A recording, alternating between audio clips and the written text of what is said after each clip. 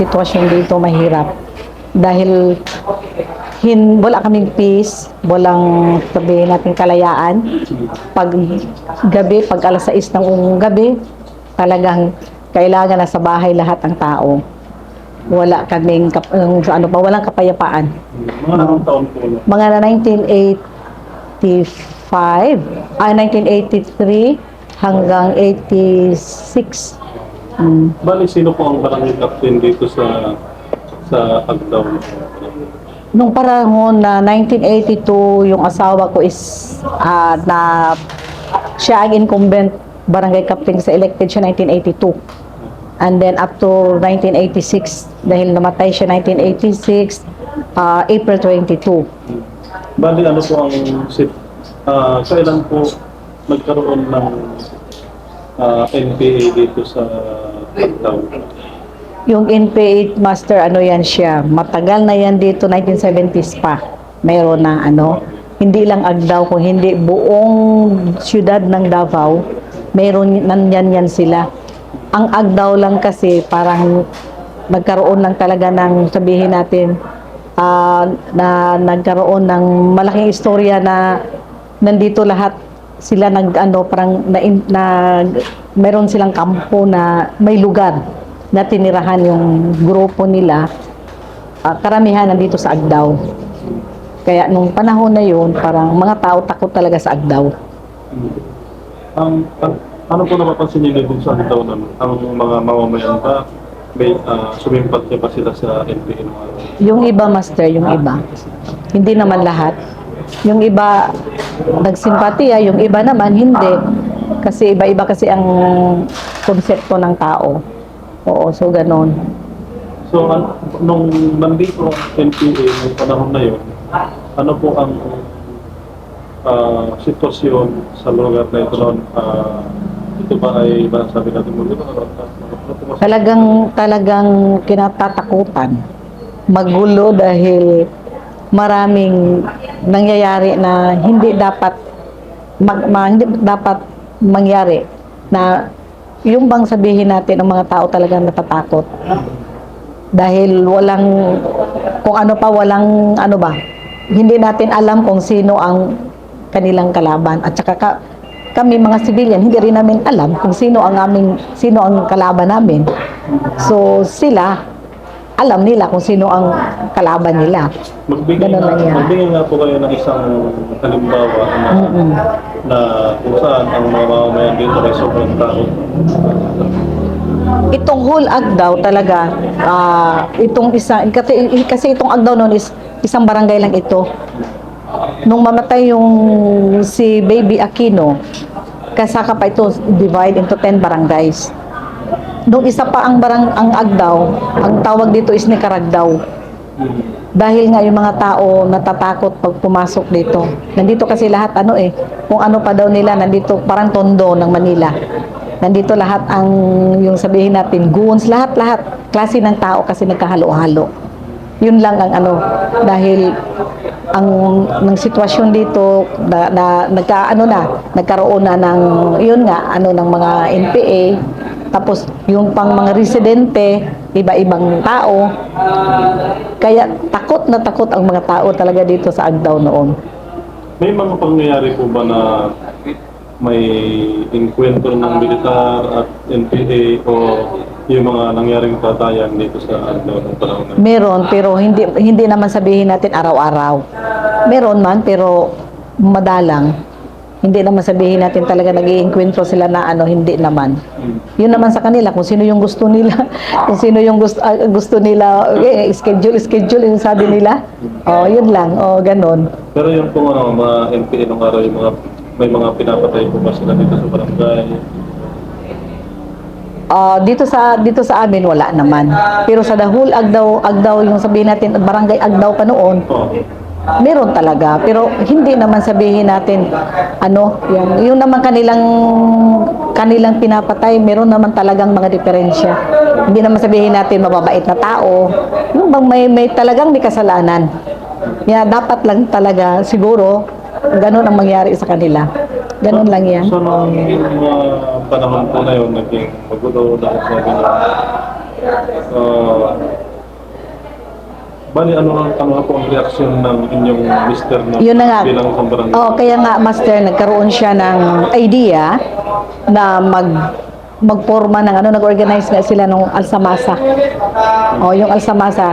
Ang ibig sabihin noon, sila, yung sa Bisaya kasi yan na term yan eh. Okay. Oh, yung alsa, kung sa Tagalog pa, maglaban tayo. Yung bang ganon, lalaban tayo. Against saan kanina po?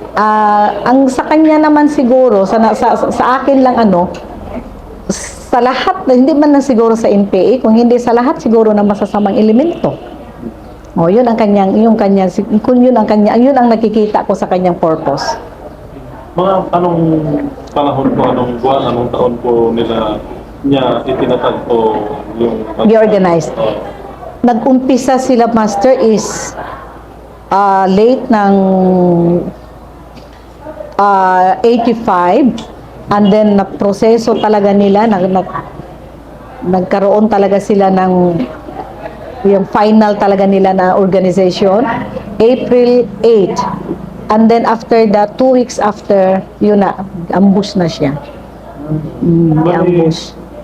Saan po siya inambush? Dito lang sa sa Kabagyo. Dito lang din sa Oo, dito lang din. Sa palagay niyo na anong elemento po yung ambush sa kanila? Sa akin naman, Master, hindi ko naman sabihin NPA. May mga grupo siguro na baka hindi nagustuhan yung ginawa niya. Oo. Dahil sa mga investigasyon na nakuha namin, parang hindi man ang kanilang hindi man NPA ang pumatay sa kanya. Kasi may mga kami may mga naimbestiga kami mga tao. Kaya sabi ko, siguro yung sabihin natin sa politika, malamang sa politika, yung galit sa kanya. Sa inyong pananaw po ba, ano ba ang style o yung pamamalakad niya dito sa barangay Yung buhay pa siya, ang kanya talagang goal na magkaroon ng peace ang Agdao. Dahil yun na nga ng tao nung takot ang tao dito noon na naghanap siya ng paraan na papaano ang mga tao magkaroon ng peace of mind. Na pagdating ng alas 6, alas 7, alas 8, alas 9 ng gabi, hindi takot. Takot lahat tao noon eh. Lahat dito tahimik. O yun ang goal niya. Yun talaga ang kanyang gustong mangyari. Magkaroon tayo ng magandang, yung walang takot. Mapayapa ang buhay. Sa panahon po ba na yun ng mga NPA dito, may mga nakikilala po ba kayong mga elemento o yung mga commander ng NPA ng araw dito? Wala akong dyan, Pastor, kasi yung time na yun, nasa bahay lang kasi ako eh. Purely housewife ako noon eh. Oo. So wala akong masyado knowledge dyan sa mga... Pero ang po pala, may balik po kay sa pagtatag ni Baby Aquino. Sino-sino po yung mga kasama niya na nagtatag at yung mga miyembro? Kasama niya. Ang kasama niya, yan sila si Boy Ponsa, tapos sila Romy. May mga yan sila, mga taga, dito rin sa Agdao. Mga tauhan niya yan.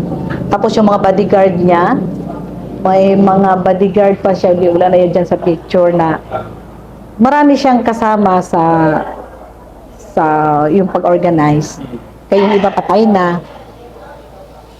Hindi natin sila ngayon matanong, pero meron diyang buhay. Siguro may Pastor.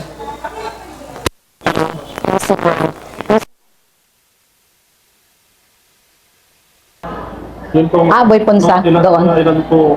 Ilan po at sino-sino yung mga kasama niyang nagtatag at sino po yung mga miyembro?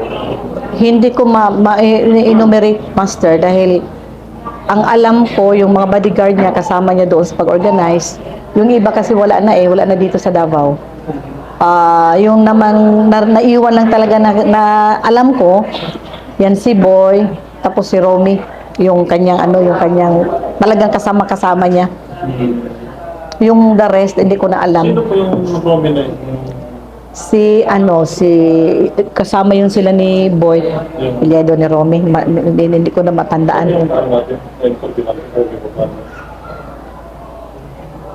Yung sagutam ko, Master, nakatira.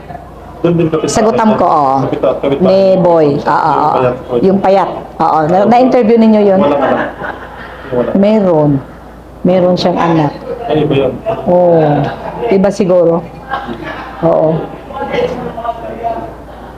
Bali, hanggang anong panahon po, di ba nag-start siya ng 1985? Ano, Master, 1982, ano siya, elected barangay captain. Yun po pagkalag ng Alsamasa. 1986, April 8, 1986. Noong 1986 po na yun, hanggang ilang taon po na epektibo ang Alsamasa ng Coronel? Mga ano, Master, mga siguro tumakbo ng mga 5 years na ang nag-organize na kasi yun ng mga commander dito na assign, parang pinatuloy nila. Oo, ganon. Patuloy sila sa ano, sa kanilang mga ano, sa kanilang yung na-organize na. Pero yung talagang nag-ano noon, yung talaga, yung kasi marami kasing nagtatanong, sino daw talaga daw ang ano nitong utak, oo. Hindi nila kasi alam yung si ano yung si asawa ko. Parang hindi nila alam dahil after 2 weeks namatay man siya. Nung pag-organize nila. Nung ma-realize na yung kanilang grupo. Pero nung panahon po na yun, na nag-Alsamasa, ano na po ang naging sitwasyon dito sa...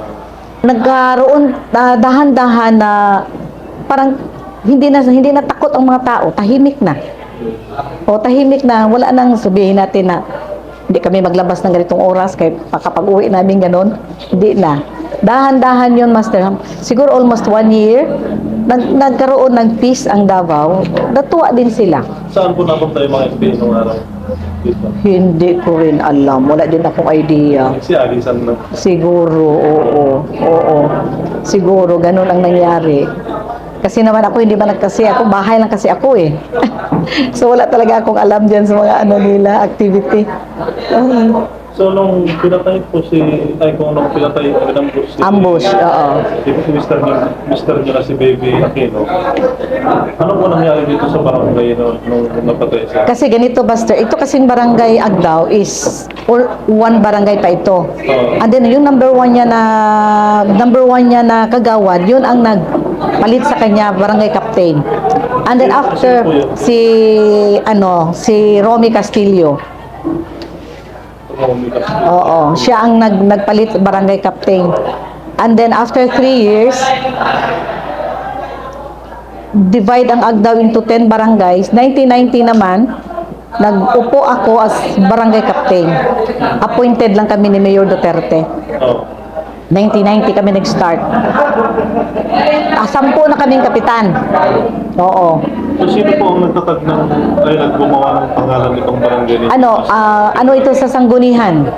May resolution talaga ito sa sanggunihan panglungsod. Na ano po ba? Na ipangalan sa, kasi itong halos lahat ng barangay na divided Agdao, halos lahat pangalan ng mga politisyan.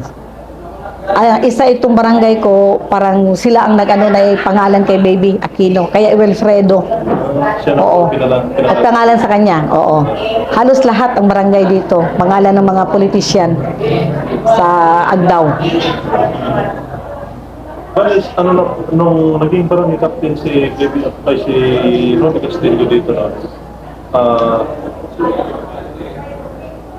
ano sitwasyon dito sa barangay? May gulo ko ba? Meron pa, Master, pero hindi na gaya nung una, nung talaga na hindi pa na-organize ang Alsamasa na talagang wala talagang pa ang mga tao. Parang